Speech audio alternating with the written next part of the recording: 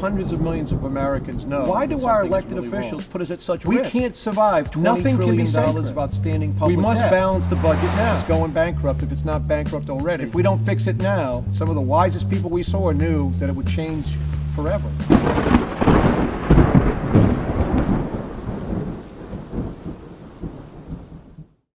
The recent appointment by President Obama for Janet Yellen to be the new head of the Federal Reserve Board is a very worrisome thing for all Americans.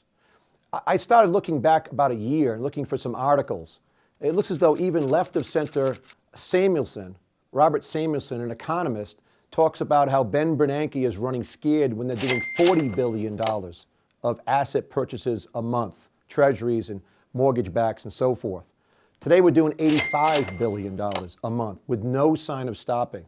The Federal Reserve Board's balance sheet has ballooned to nearly $4 trillion, and that's with an economy of $16 trillion.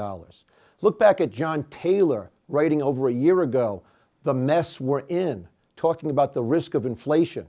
You would think that Ben Bernanke or Janet Yellen or members of the Federal Reserve Board who are now starting to talk about QE3 as being a normal process when it's never been done before.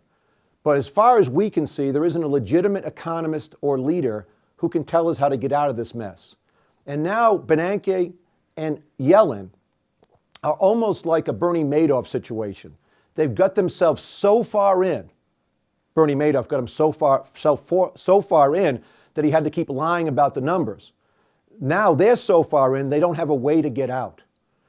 It may be time to take a look and say, maybe there's another reason that the economy is not recovering, that it's 10 million jobs behind a normal recovery over the last 4 years, that the unemployment rate stays still too high, that all the debt that they've been putting on and all the stuff they've been doing hasn't worked. In the private sector, people would stop and say, hey, this hadn't worked.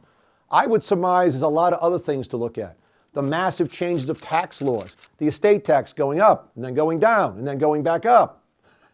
The cash for clunkers, the American recovery $800 billion boondoggle, the whole thing that everybody's been doing, the GM bailout. Maybe it's time to stop and say, hey, you know what?